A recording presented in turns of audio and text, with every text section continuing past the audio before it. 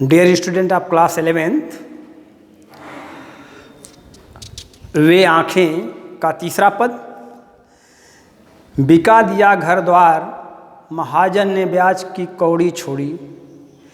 रह रह आँखों में चुभती वह, कुर्क हुई बर्धों की जोड़ी। उजली उसके सिवा किसे कब पास दुहाने आने देती।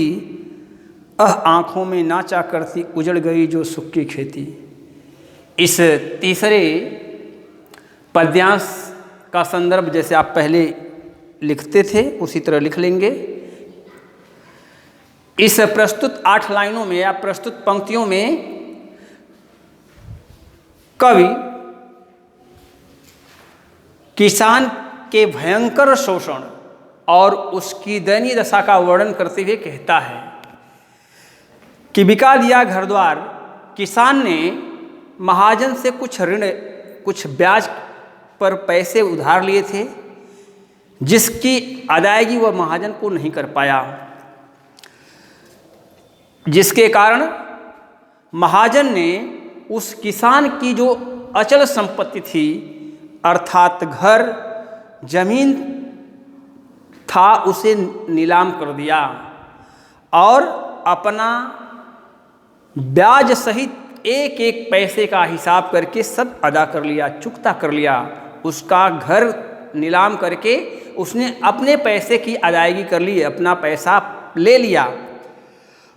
रह रह आँखों में चुभती वह, कुर्क हुई बैलों की जोड़ी। इतना ही नहीं, उस किसान के बर्धों की जोड़ी यानी बैलों की जो जोड़ी थी, उस बैलों को भी किसान ने विवशता के कारण बेच दिया। और किसान के द्वारा बैलों को बेच देना सबसे ज़्यादा दुख दे रहा है, तकलीफ दे रहा है, क्योंकि बैलों के बिक जाने के कारण उसका रोजगार छिन गया। उजली उसके सिवा किसे कब पास दुहाने आने देती। उसके पास एक सफ़ेद रंग की गाय थी, जिस गाय को प्यार से किसान उजली कहकर पुकारता था। वह अपने पास किसान के सिवाय, किसान के अतिरिक्त किसी को दूध दुहने के लिए बैठने नहीं देती थी। लेकिन वाह रे लाचारी, किसान की उस विवशता, लाचारी, मजबूरी ने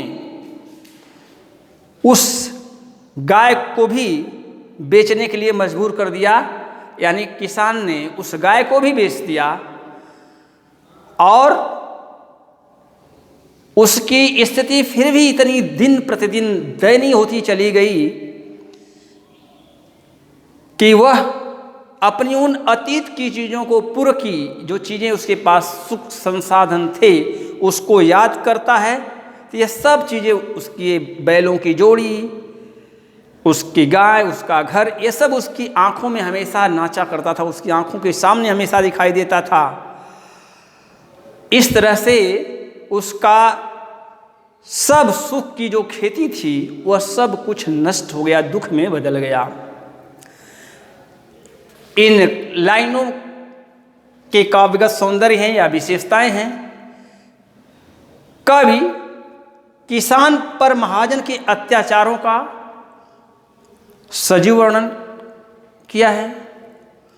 घर द्वार की कौड़ी कौड़ी में अनुप्रास अलंकार है।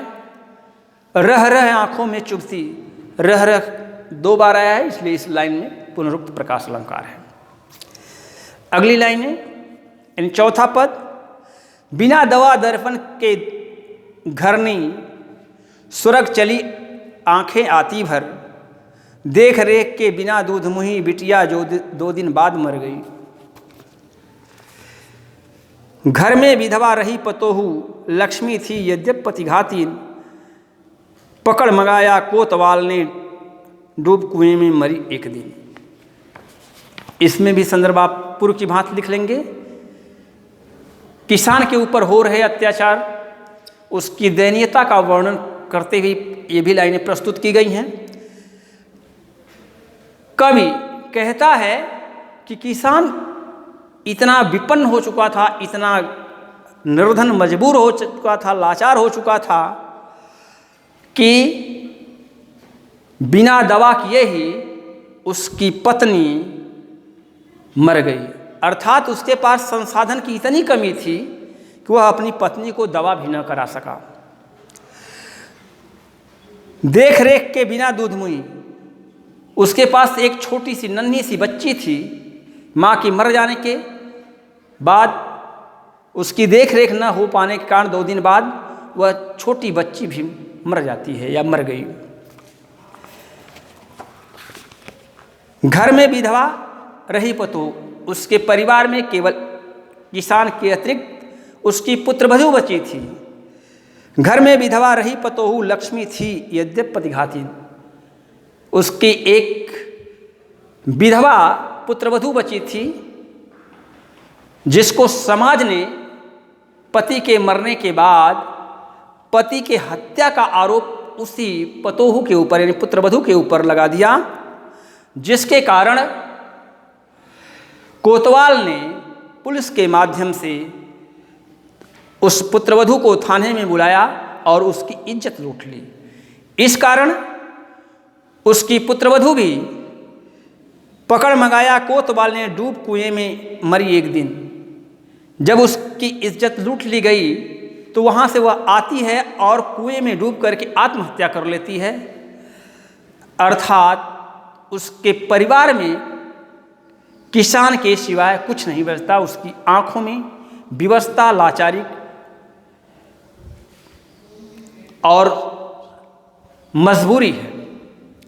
इस तरह से किसान की उस पारिवारिक स्थिति का वर्णन कवि करता है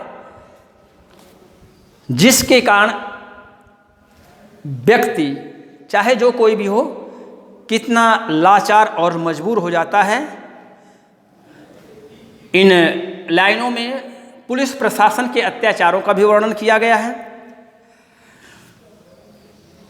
पति के मरने के बाद पत्नी की समाज में क्या स्थिति होती है, समाज उसे किस दृष्टि से देखता है, इसका भी वर्णन कवि ने किया है।